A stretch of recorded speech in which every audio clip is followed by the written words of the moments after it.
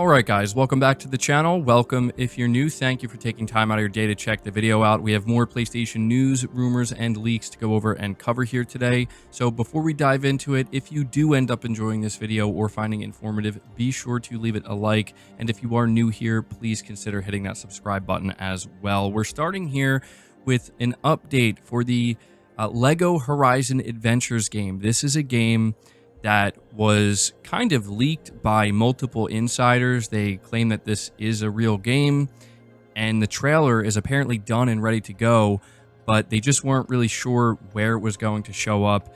So we watched the state of play. Of course, it didn't show up there, but we know that PlayStation is partaking in Summer Game Fest, which is happening in just 2 days, you know, Jeff Keighley's annual show.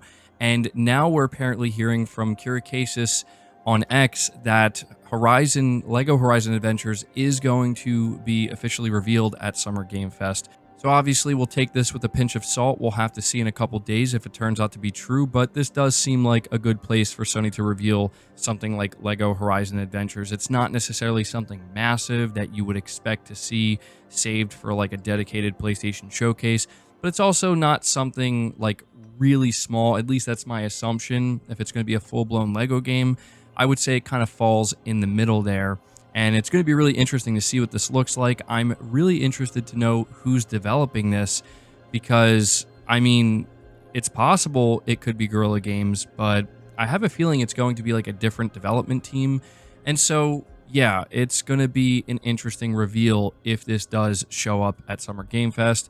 But we are moving on to the next set of topics, which are price points for some upcoming games such as Astrobot and Concord.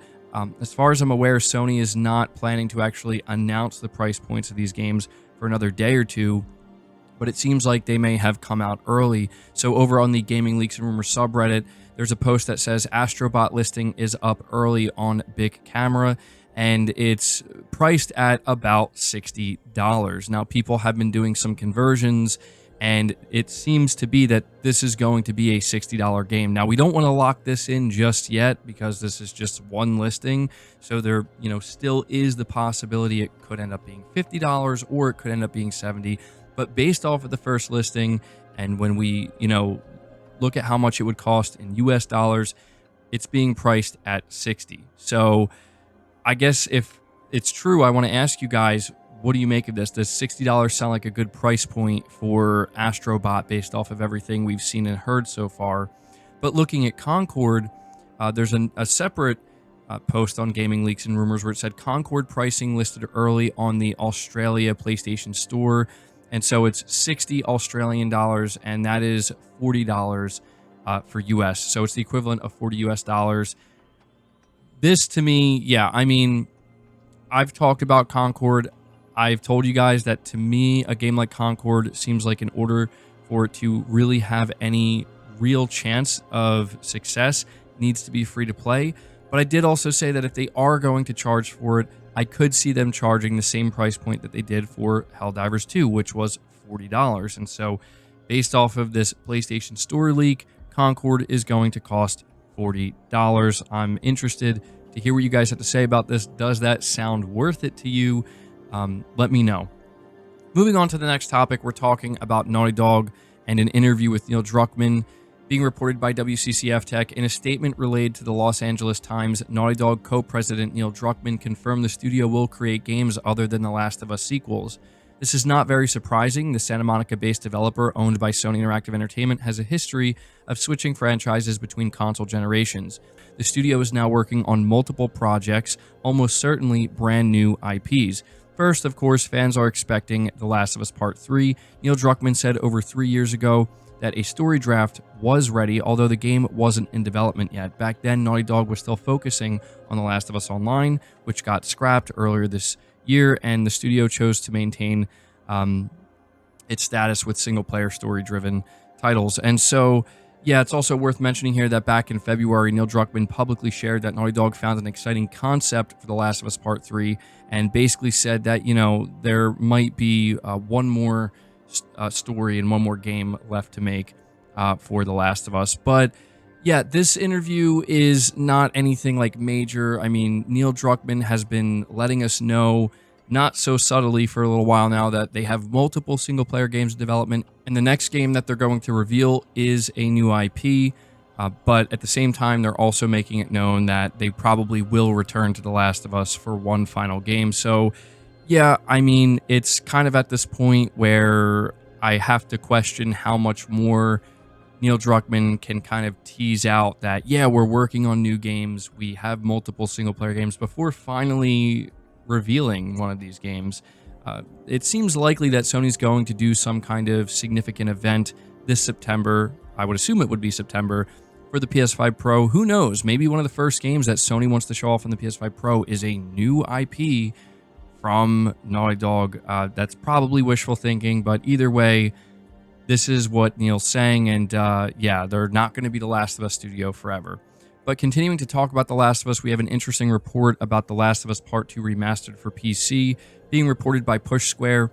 A PC port of The Last of Us 2 Remastered seems to be very much a foregone conclusion at this point, but a new report from insider Billy Bill Kuhn suggests it's so inevitable that Sony actually already finished the work and is now sitting on the new version.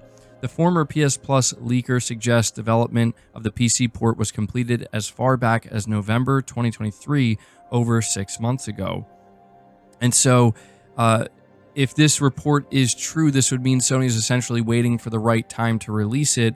And we do know that The Last of Us Season 2 for HBO is scheduled to release early 2025.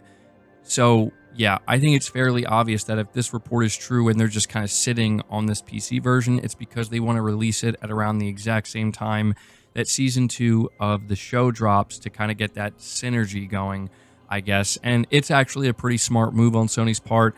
I do think that if they drop Part 2 onto PC at the same time that the second season of the show comes out, it could certainly help boost sales. But I just wanted to let you guys know about this. I guess if this is true, we should see it revealed in the coming months. Moving on to the next topic. This is being reported by PlayStation Lifestyle. It says new Sony Interactive Entertainment CEOs Herman Hulst and Hideaki Nishino have made some big promises about the future of PlayStation games and experiences. The duo, who replaced veteran Jim Ryan, says that SIE's new structure will ensure, quote, increasingly incredible experiences and greater creativity, end quote. Sony published a joint letter by Hulst and Nishino to mark the start of their new roles on June 1st, in which the duo said that PlayStation's restructuring was important to simultaneously achieve the goal of improving profits and delivering better products and experiences to players. SIE's profit margins has recently come under the microscope due to the increase in game budgets. Shortly afterwards, PlayStation underwent mass layoffs as part of an organizational restructuring that took place prior to Jim Ryan's departure. Over the last 30 years, we have consistently delivered the best place to play, and the size of our community of players and creators has grown tremendously, Hulst and Nishino wrote. While having two CEOs is a new structure for SIE, we know this will foster greater creativity and innovation as we look for new ways to grow the business, always keeping our community at the forefront. And something that's not mentioned here in this article, but is absolutely worth pointing out, is in this write-up and in this letter that Herman Hulst and Hideaki Nishino posted. They talked specifically about communication and how they plan to kind of change the way that they communicate, both internally with their developers and their teams, but seemingly also with the fan base and the players as well. So, you know, I don't want to get ahead of myself and make too many assumptions here, but I think it's interesting that they kind of focused on that and mentioned that, because something that people really did dislike during Jim Ryan's era is the change in communication, how it wasn't always bad, but it seemed to be just very different from the way it was in previous generations. And I think people definitely want Sony to be more communicative going forward. And we'll see if that seems to be something they are hinting at here as we move forward. But moving on to the final topic of the video here. This is an interesting report that has to do with PlayStation leaks, specifically how the state of play, the entirety of the state of play, leaked out before it actually went live. And this is coming from PlayStation Lifestyle. It says a new report claims that the recent PlayStation State of Play leaks were sold by a YouTube employee for a small amount of money. Last week, we shared a report that YouTube had conducted an internal investigation after an increasing amount of video game information was leaked prior to trailers going live. 2 follow-up reports have since emerged, indicating that the problem is far more serious than it looks. A scathing report published by 404 Media yesterday revealed that a Google contractor used admin access to leak Nintendo announcements before they happened. Going off that report, Tom Henderson of Insider Gaming, who himself is an insider, revealed that within hours of Sony scheduling last week's State of Play, he was contacted by at least 4 different individuals with a complete list of games that were going to be at the event. Henderson chose not to publish the list, but we did see it shared by 2 known insiders on Twitter. One of the individuals that contacted Henderson actually told him that they had sold the State of Play games list for a small 3-figure amount. According to Tom Henderson, YouTube and parent company Google are aware of the problem, but haven't been able to adequately address it. Companies don't have the option of uploading trailers at the last minute because of YouTube's processing times. Additionally, they need to kick off marketing activities well ahead of time.